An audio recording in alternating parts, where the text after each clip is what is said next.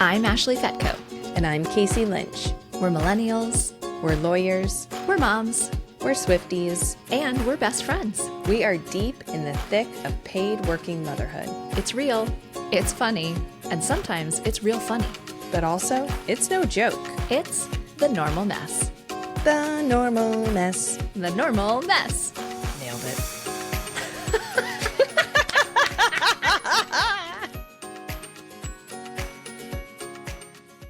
Messy besties, welcome back to the normal mess. Oh, it's time, besties. Saddle up.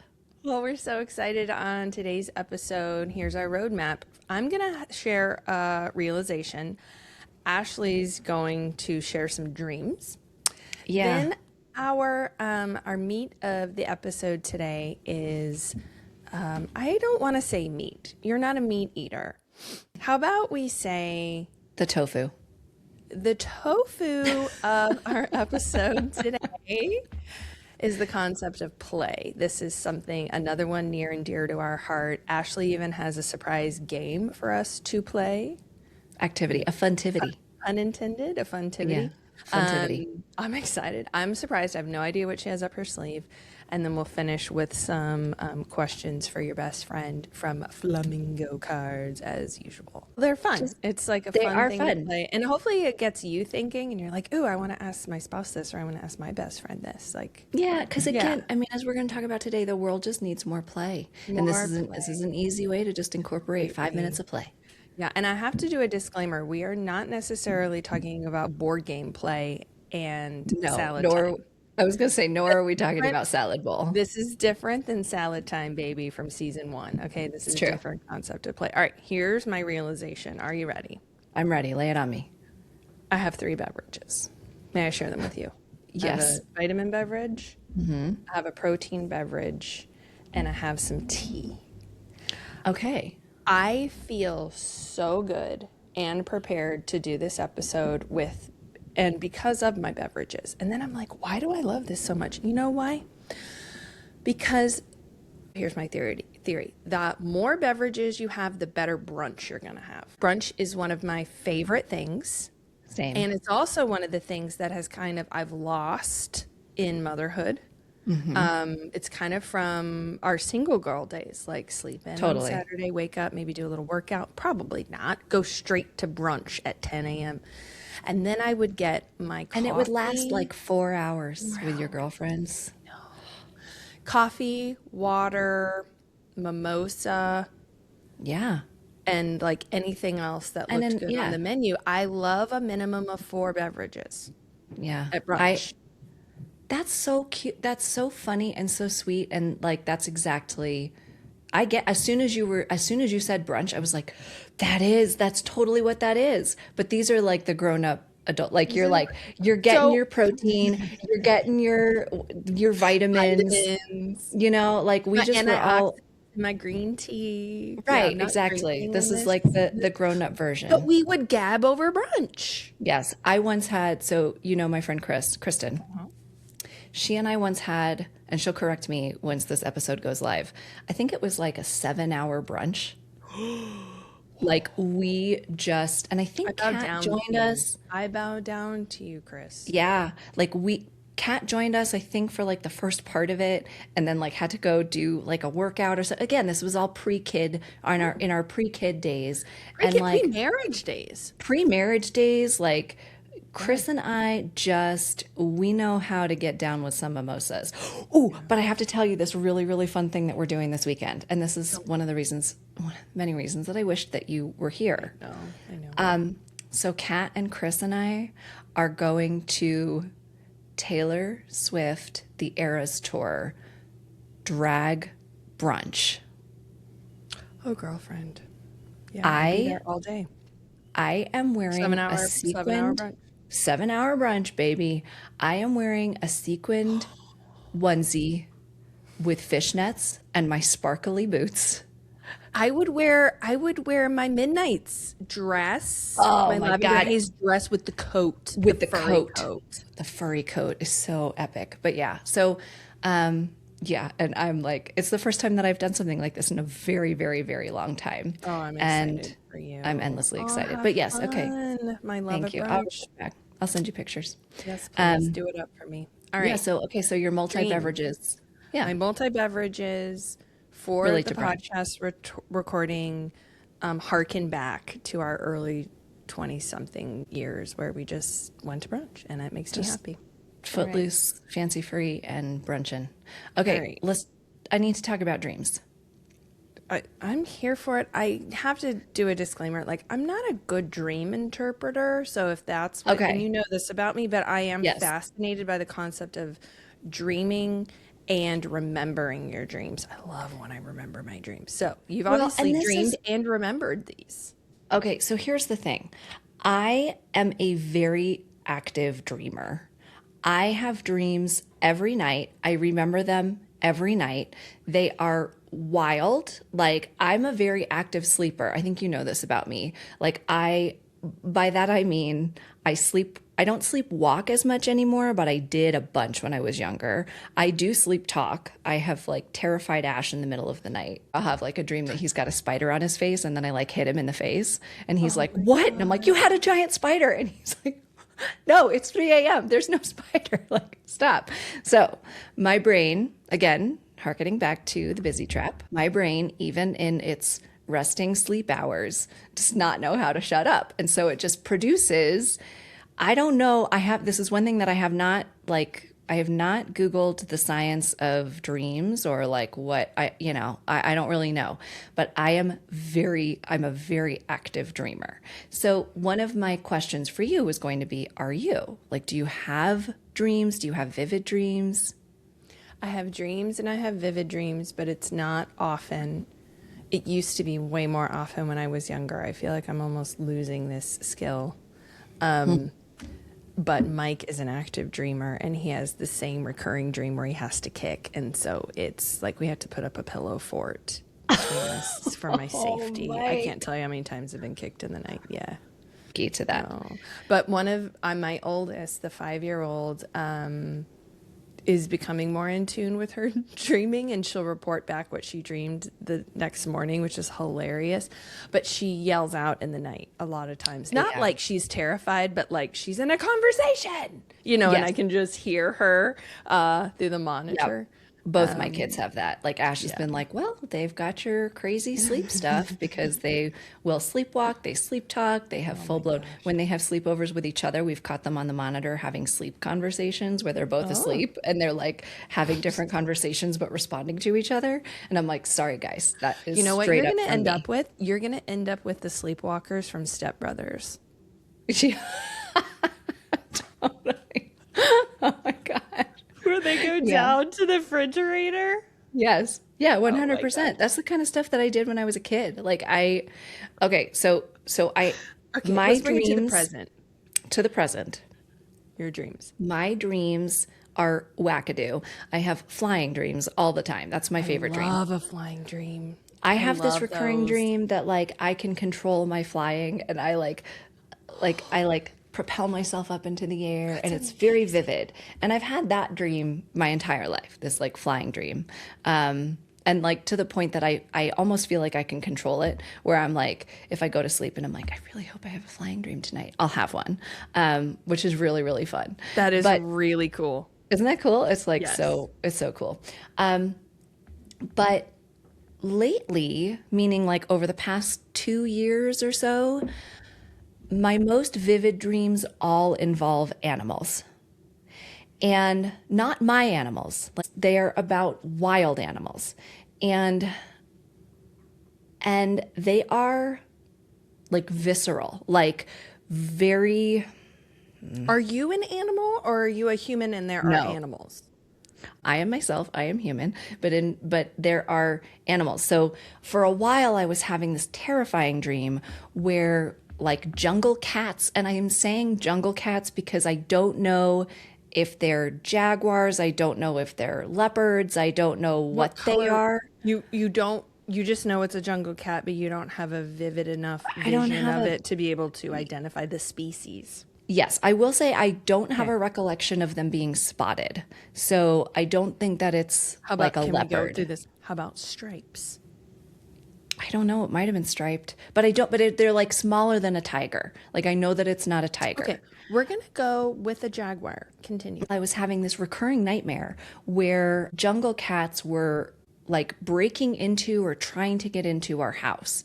And it was up to me to like, to quote Taylor Swift, I protect the family. Okay, is it your real house? Your actual Sometimes house? it's my real house. If it's my Okay. real house, it's like they're trying to come in through the basement door. If it's not our real house, then it's like a cabin, almost like my brother's cabin, where my brain like auto populates, like takes known spaces and then And that's why fictionalizes them a little and bit. that's You know why what I I mean? asked this question, because a lot of the dreams I have, I think I'm always me, but I'm like, this is my house, but it's not my house in real life. But in the dream, I know I'm at my home or whatever. Right. Yeah. Or it'll be like my childhood home. I've had dreams where like animals or bad guys were trying to like break into my childhood home and I'm like protecting my parents. Those are really, really scary. I've not had those as much lately, but I have had dreams about fish. What's the other one that I've had? Oh, owls. Ooh, because you have had an owl outside your house in the last couple Yes. years, off and on. Yes. And And that the owl, owl is a predator. yes. So I've had owl and I've had bald eagle dreams. So I'm going to Google. Let me pull up a tab. Oh, the other one that I've had is a ton of dreams about monkeys. Get out of here. Okay, this is what Google just told me. Dreaming about monkeys can symbolize playfulness. Are you kidding me? No, playfulness, chaos, and personal reflection, often revealing insights into your emotional state and behavior. Monkeys are often associated with fun, creativity, playfulness, and curiosity. Dreaming of a monkey may suggest that you need to incorporate more joy and playfulness into your life. They can also represent mischief. I feel like we just need, like, don't Google anything else. Just mic drop that and let's go into our segment, And let's because that's go. incredible. Isn't that wild? All right, let's talk about play. Why'd you want to talk about this in the first place? Well, I mean, it kind of came up a little bit last season when we were talking about, we talked a little bit about your gardening and my photography, and then I think in our season finale we talked about just how much this podcast has given us, like this infusion of joy and creativity and stuff. And so, and I know that this is a topic that's also near and dear to your heart, but I wanted to talk about it because I feel really strongly that everything about childhood is rightly based around play. And I think that there's been more of a movement, especially in the past several years. Maybe it's just I've gained awareness of it, having become a mom in the past several years, that, education needs to be centered around play, and play is how kids learn. But I feel really strongly that as we get more and more steeped in our very professional, very serious roles, careers, career development, and career growth, that there's less of an emphasis placed on play. And there's almost like if you participate in activities that feel like play, it's almost viewed as frivolous or silly or not deserving of your time and attention. And it can undermine people's perception of you as a serious professional. And as someone who relishes in play and who relishes in, I don't know how to classify this. Like, I almost want to say in frivolity. Is that the right word? But it's not frivolous. Like I revel in the things in life that spark joy. And a lot of those things are typically things, especially for professional women, that you're not supposed to espouse as being important to you, or you're not, it's the kind of going back to like our power moves episode, like you can't love pink. Pink is not powerful. It's not Pink is serious not serious. It's right. not smart enough. It's not smart enough. You're not and qualified enough. Yeah. Right. If you lean into some of these things too much, too far, then you're no longer a serious person. And I kind of take issue with the notion of being a serious person in the first place. We are not put on this earth to be serious. Like, I think we are put on this earth to make it better and to play in the beautiful space that God has given us. Why must we move through the world in this serious, very buttoned up, stoic way? F that. Like, I want to play. This is why we're here. So that's kind of why, from my, I don't know, it's just something that I feel really strongly about, that I feel like, and especially as moms, we talk a lot and we engage in a lot of play with and for our children, but the way that we play and what play looks like for kids is really different than the kind of play that probably feeds our souls. I love playing with my kids, don't get me wrong, but I'm accessing a different part of my brain and myself when I engage in play as an adult. Do you know what I mean? Mm-hmm. Completely. And I know that this topic I know you've kind of geeked out about this topic. I want to kind of invite why do you want to talk about play? Because I think this was like a joint decision to talk about it. My theory, and I suspect you're gonna agree with me on this, but zero pressure. Call me out if you don't. But my theory is that play is the antidote to the busy trap. As an adult. When you find the right play, sit with it as I explain this. I think we've talked about here that I love Brené Brown. And yes. Brené Brown has an audiobook. So it's not a book you can go buy anywhere.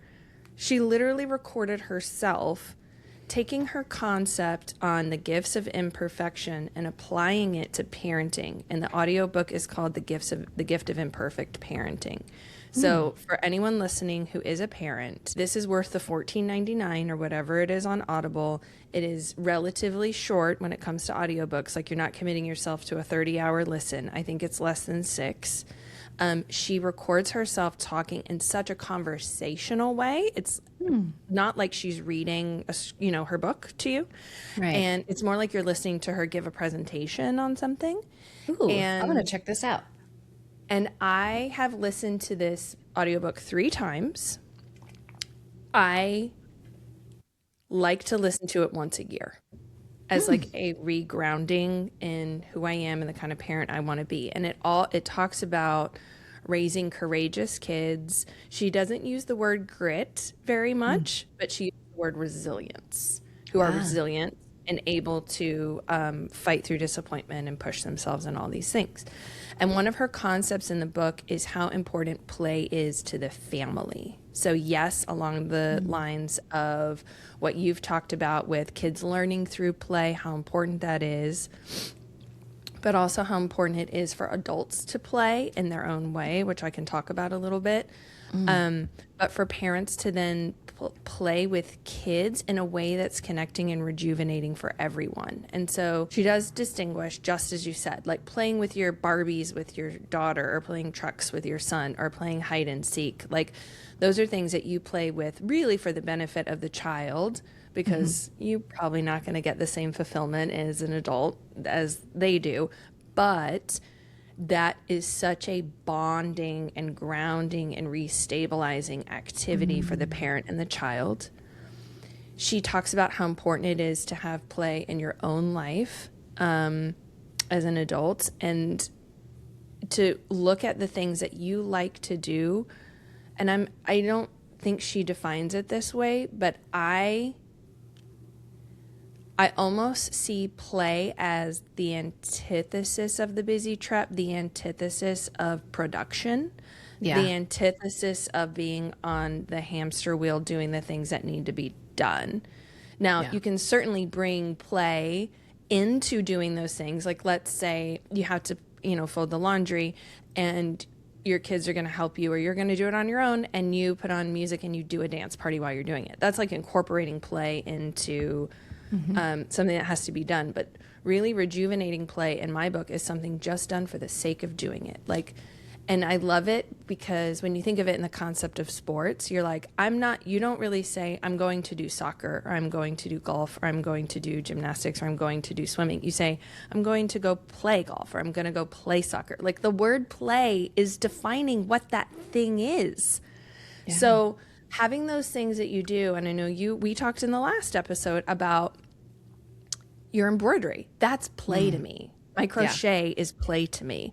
Like, Totally. and yes, you produce something at the end of it, but I'm just doing it for the joy of doing it. And one of the things, I'm going to stop here in 1 second, but one of the things that I love so much that I've done with my kids that Brené Brown suggests is ask each of your children and yourself, every member of your family, what are the things you do that when you're doing it, it causes you so much joy that you lose track of time because you can almost lose yourself in what you're doing it.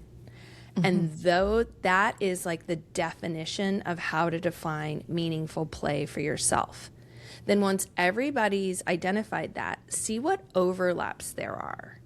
And when there's overlap, choose vacations, choose weekend activities, choose to incorporate and prioritize that thing as part of your vacation for everyone. And then everyone, while you're there, gets time to do that, and you get to do it together as a joint activity. So for my family, like, we all have different things, right? But the one thing we all agree on is that swimming is play for us. Like, being in the water and playing in the water is truly play for all of us. Even if I'm just sitting on the edge and I'm watching my kids do it, or I'm in there with them, I just love it. And I love being, especially if it involves the ocean, then I'm all in.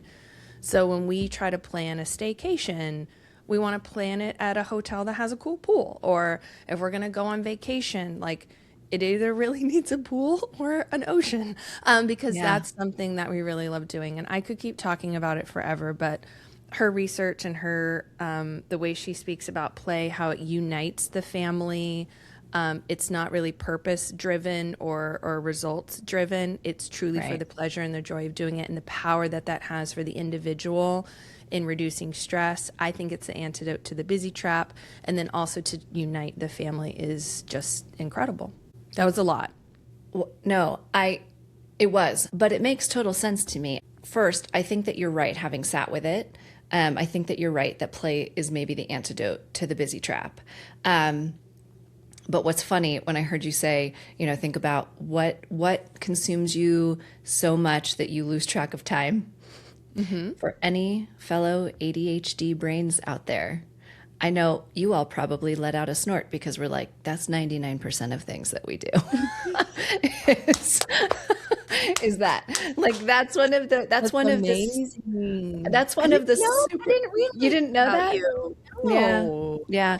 That's one of the superpowers and traps of an ADHD brain, is that when we get in on something, we are all in on it. You've seen even in our work where you're like, how did you write that so quickly? Yes. And it's because, like, that's my ADHD brain. That's one of the superpowers of it. All in, focus, hyper focused on that thing you're doing.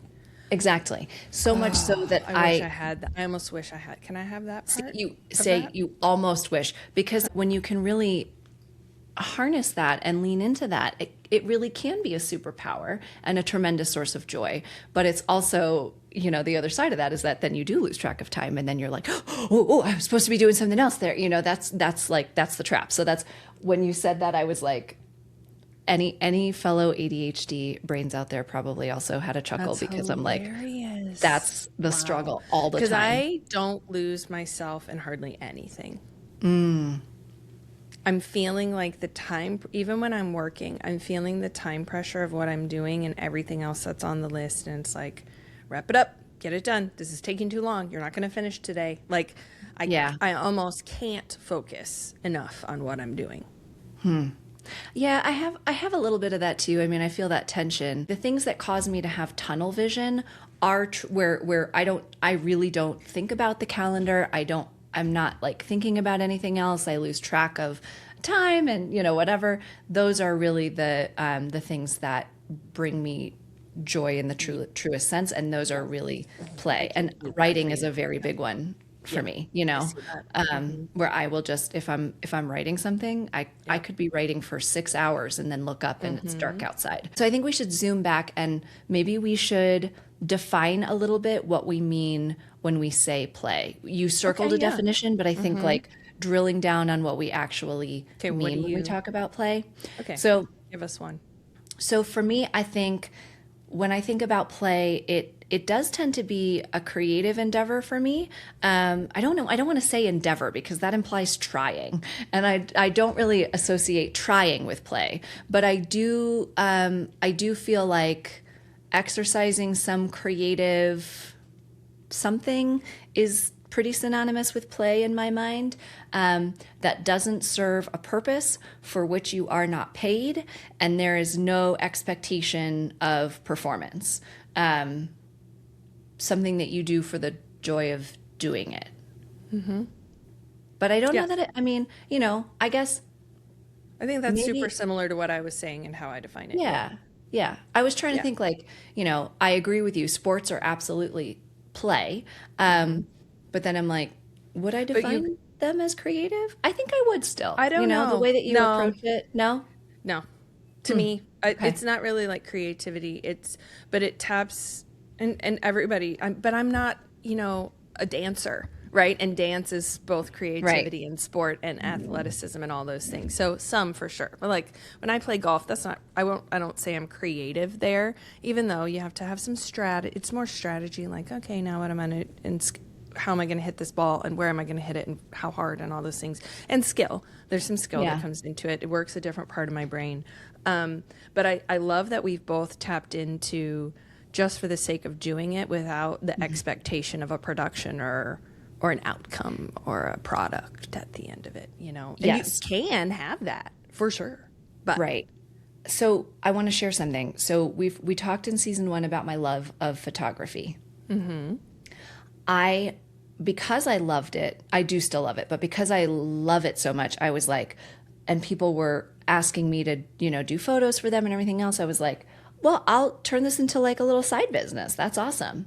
Immediately killed the joy of it. yeah, Like no, because I because was there's an like, expectation. then there's an expectation, There's a and it killed, deadline. yeah, it killed like the creative spark that made me feel free to just run amok in that space. And so now like I'm like I will still take photos for anyone who wants them, but like they are free because I don't want the added weight of like, I know. even I agree. maintaining like a website or a social. I don't want any of that. I just want, for what that is in my life. I realized really quickly, like, oh, there's no joy associated with this when I'm doing it for that purpose. I don't want to be paid. This is an exercise in joy for me, and that's all that it can be. That's And I really know, cool. I know, like for other photographers and people who are paid for their play, those two things can coexist for them. But for me, and it might just be the season that I'm in my life, where there is a lot of work and professional expectation and like growth and all of that. You don't need Right another now, I deadline. don't need another, and explicitly, I don't want that associated with something that brings me No, that much joy, right? agreed. So, what are some other examples for you? For I know me, swimming. What else? I love swimming. What other things make you lose track of time? Understanding that there's not many of My them. crochet, a thousand Okay. percent my crochet. I also really love taking photos of my children with the camera you bought me, but it's like very narrow. It's like I want us to be outside, unstaged. It must be golden hour.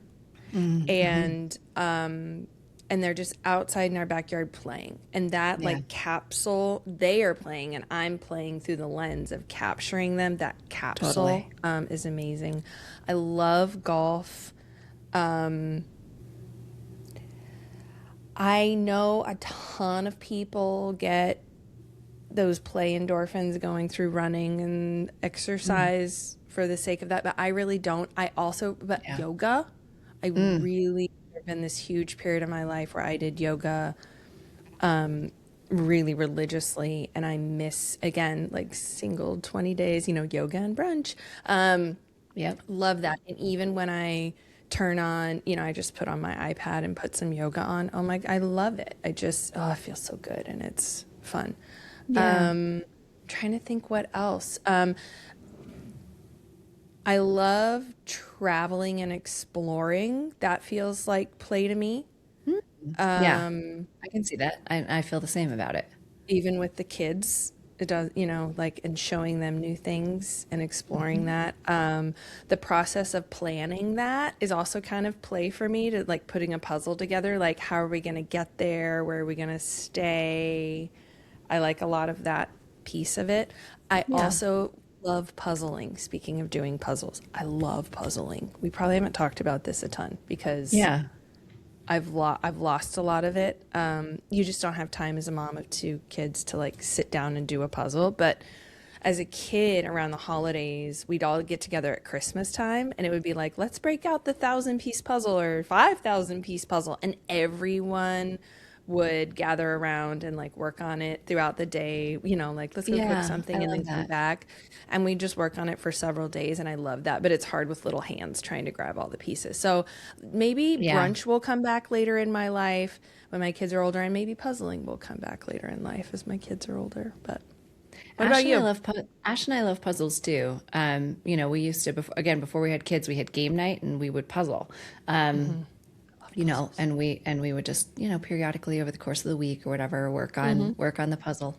It's Um, so good because like you can't be on your phone when you're puzzling. You could right. listen to an audiobook, or you could listen to music, or you could talk, or you could like watch a movie. But like that's an anti-busy trap for me. I'm not scrolling. I'm not thinking of the next thing I need at the grocery store. Like I do get lost in it. Yeah. Yeah. Yeah. I mean, I have a lot of the same things. Like I think, Which is why we're friends, which obviously. is why We we're have a lot of friends. similar interests.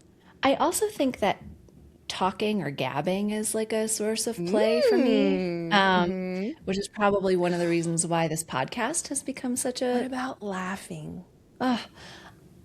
yeah. I mean, as we've talked about on this very podcast, yes, 100%. When I'm just chatting with a friend and you just are kind of going back and forth, and it's almost like Catching you're up. building something, you're catching up, you're building something together, you're volleying back and forth, and Mm-hmm. like that's tremendously rejuvenating for me, I think is the right word. Writing is a big one. I have done live storytelling shows that I really enjoy, and that's been really cool I also think because it feeds that performing, community. yeah, I think Yeah. performing for both you and me is a form of play, Yes, 100%. even though there's an aspect of that in our work. Yep. But that's something I think we get lost in for sure. Yep. Yeah. And any of the crafty things that, that I Yeah. try, or that the embroidery stuff has been that for sure. Photography, same thing. I love taking pictures of my kids. I also like hiking, like being outside in nature and Mm-hmm. exploring is a big, that's a big sort of And it's play. weird to me because I enjoy that too, but we've never done that together. We should do that more. Yeah, Like we our should next, hike. we keep talking about having a girls' trip. For the record, we have not had a single girls' trip in our 5 years of our children's lives, but one day we're going Right. to do one. Let's Yes. incorporate some hiking. Let's do some hiking. Let's do some hiking, some word games, maybe not salad bowl, although if it's just the two of I us, guess, yeah, you I know. don't know. Um, We would dominate because there's no one for us to compete against. We could puzzle. we could puzzle. We'll be puzzling. With Okay, wine. so Wine and puzzle. I was going to say wine and yoga, baby. So let's talk about why play is so important. And I know you touched on this in your intro, to play. Have you heard of the National Institute for Play? No, but sign me up. Okay. It is, I mean, it's a national institute. It was founded by Dr. Stuart Brown, another Dr. Brown, Hmm. Dr. Stuart Brown, who, from everything that I can tell, is sort of like the godfather of play psychology and cognitive benefits and everything else. And the National Institute for Play studies play. They have a podcast about play. I think they do conferences, they publish papers.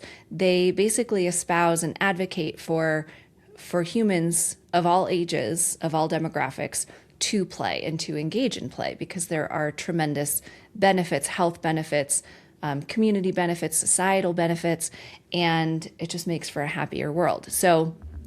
So I found them in my Googling, and so I want to share some of the benefits. And I took a screenshot so that I would not screw it up. Okay.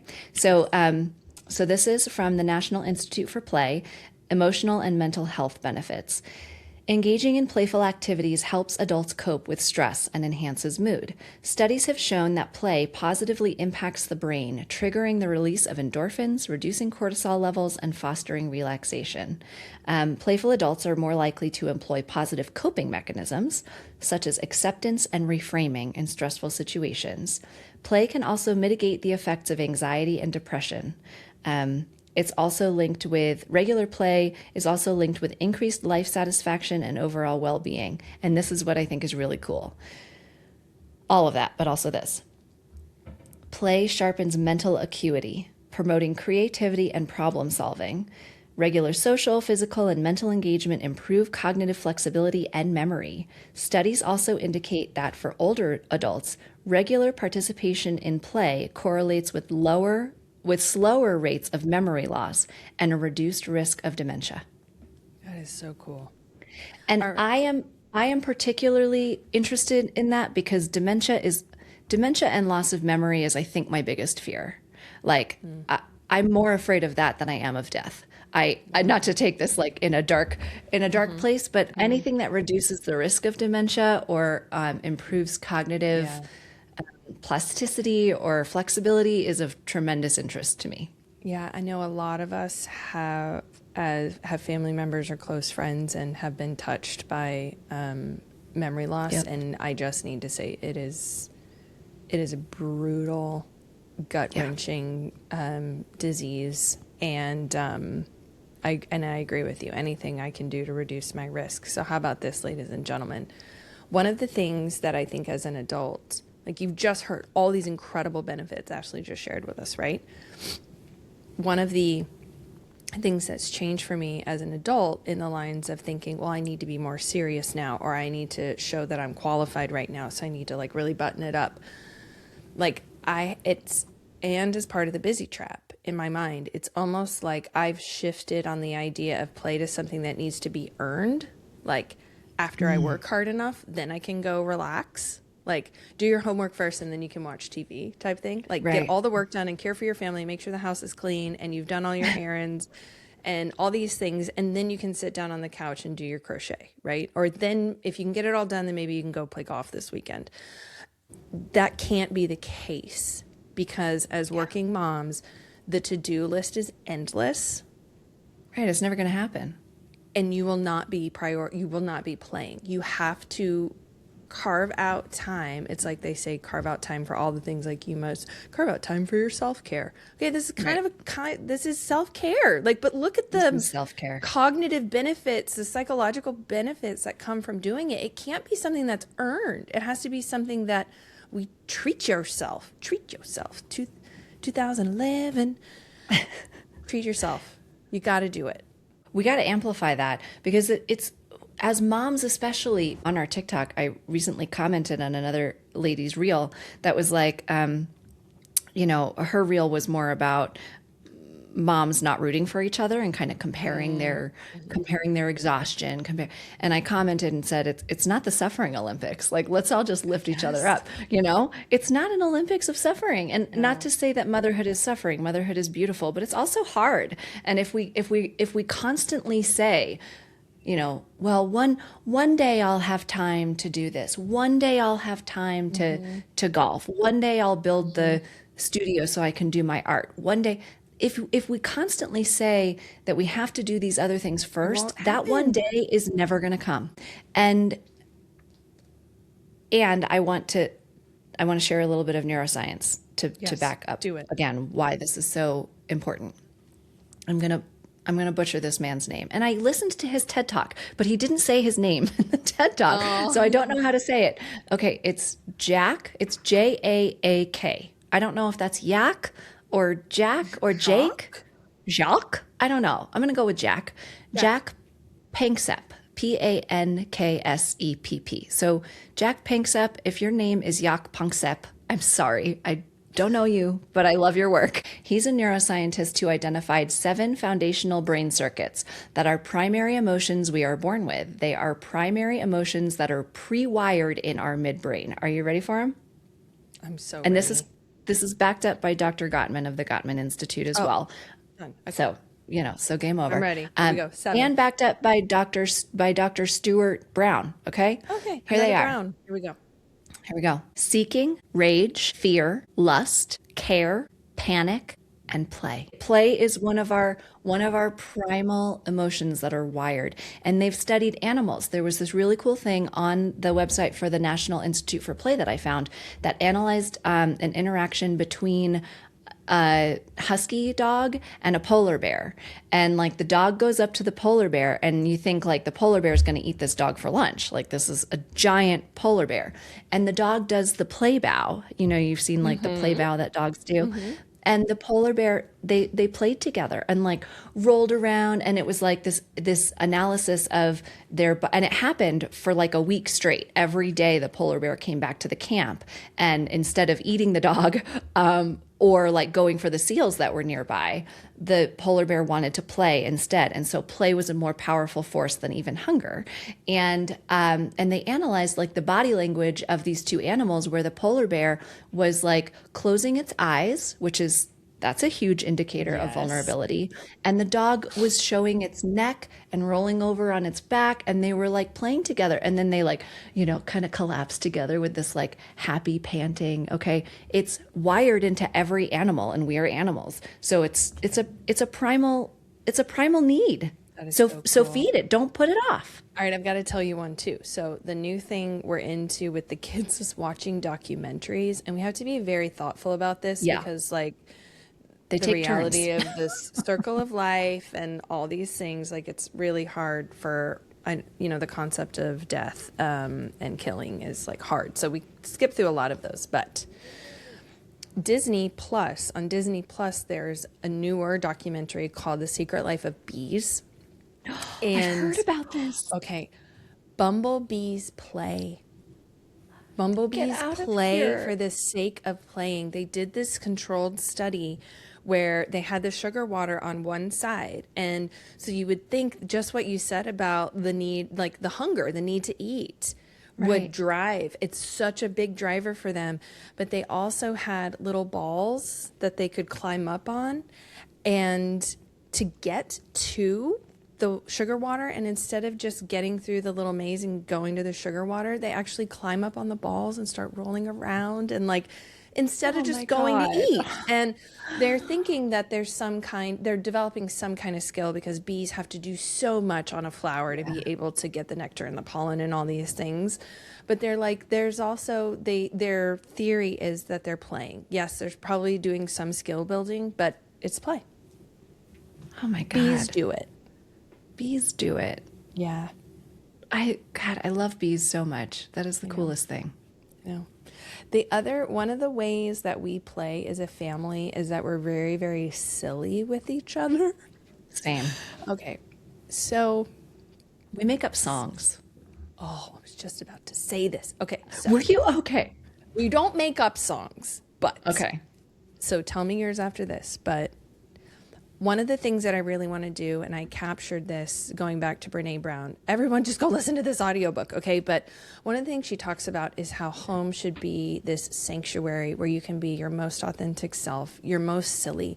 Like you can bring everything you've got, bring all the baggage into this place. This is our sacred fortress. And there is, if you have to armor up to go outside the house to go through middle school and high school and all these things, like put that armor down and come in this house and you're loved and accepted for whoever you are. And part of it is like being silly with each other. So I'm really trying this body positivity thing with the kids, and like bodily functions are just bodily functions and we all have them, as opposed to, I think, a lot of the way many of us were raised in the 80s and 90s was like, that's gross, don't talk about it. And I do feel like I'm trying to just be like, haha, that's silly, and we all have that, and then we go through It's it. Right. human.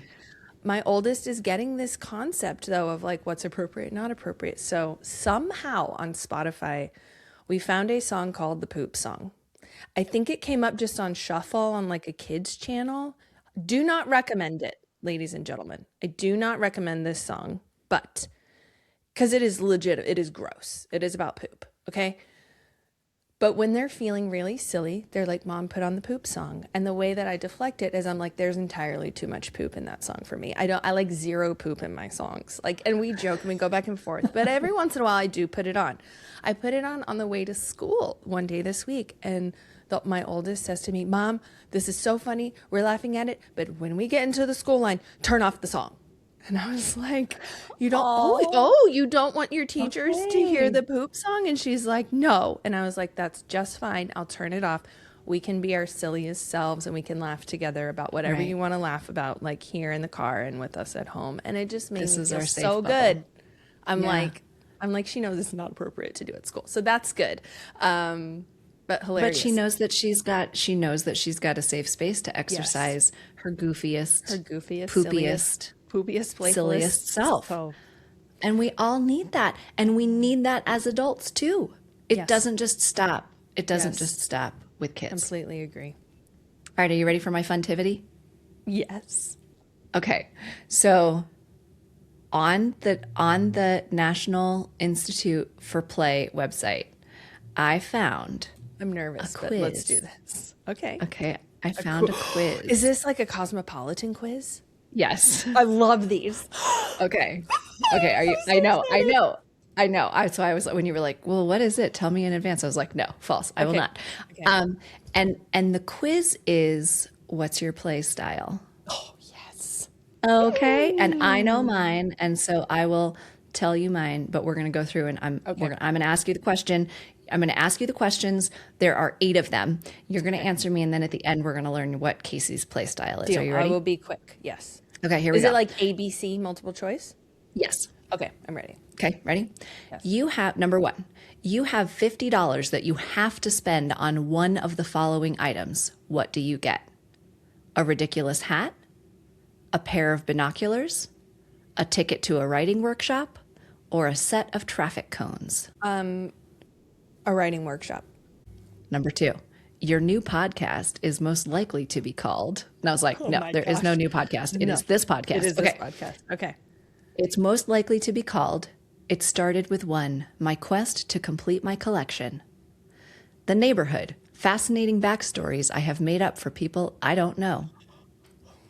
You Can't Make a Podcast About That, My Journey in Making Abstract Art. Or How to Do Stuff, Weekly Instructions for Doing Stuff. Oh my gosh. I'm really tied between B and D, but I'm going to go with D. D, How to Do Stuff? How to do stuff. Got it. Okay, next one. Okay. Surprise! Your home suddenly has a new spacious bedroom. You immediately set to work converting it into a space to organize and display your collection, a dance studio, a decked out space for your gaming PC, or an art studio. What was the second one again? A dance studio. It's either dance studio or art studio. Art studio. Number 4. You haven't seen your long-distance best friend in months. You wrote this quiz, didn't you? I didn't. No, I know. I was like, this is literally made for us. Okay. You haven't seen your long-distance best friend in months. It's a tragedy, yes. It's a tragedy. It's our everyday life. You pick them up at the airport and take them straight to a place you've never been before so you can check it out together, your latest eBay purchase for your collection, show them your latest bargain find from online classifieds, or show them a painting you've been working on. A. I'm not being consistent here at all, but that's okay. We'll see what You're being true to yourself. Your new YouTube series features you performing tricks you learned in your circus arts class, discussing the nuances of a highly specific niche interest, just 3 minutes of you making weird faces, or explaining how you managed to beat a video game that just came out. B.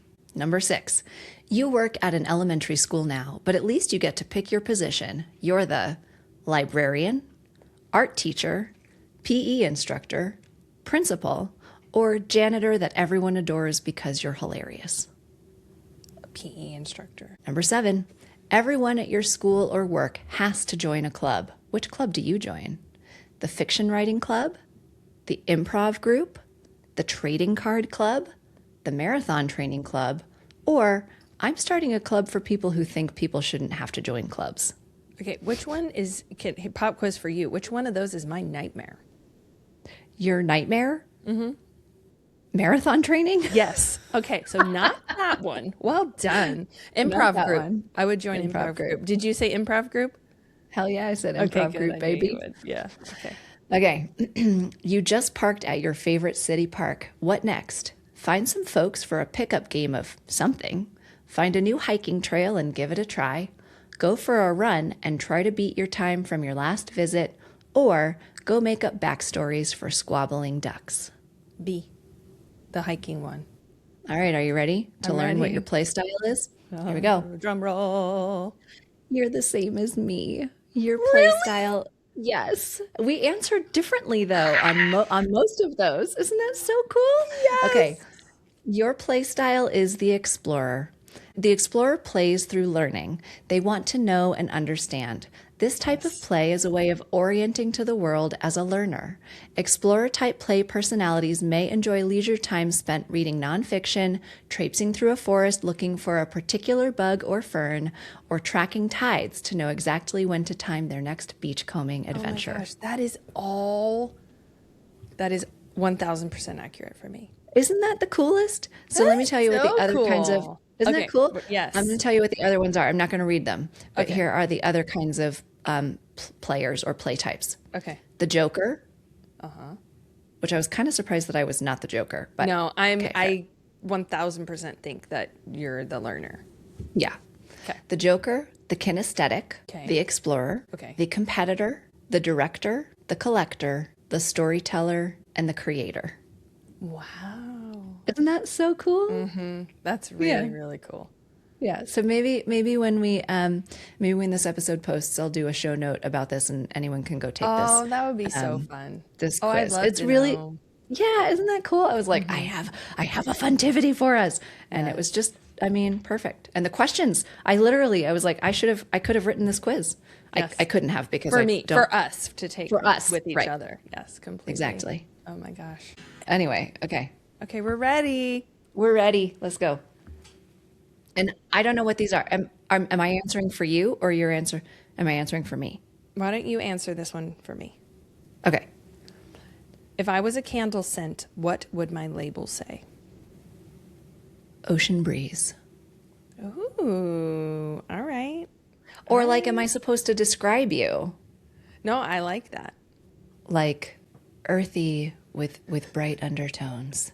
Earthy with bright undertones that will take you to your seaside cottage. Oh, that's beautiful. Okay. Well, okay, now what's mine? The poop song. No. There was entirely too much poop in that song for me. Okay. What's my candle? Okay, I tried to do it with a straight face. Okay. A warm campsite fire, crackling with spicy notes of jalapeno and tofu. Oh my God.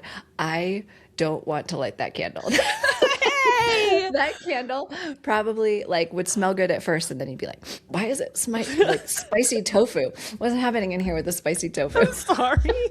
No. I'll cut that. No, it's funny. No, right. Don't cut it. That's funny. I can be spicy tofu. That's fine. All right, last one. I could be.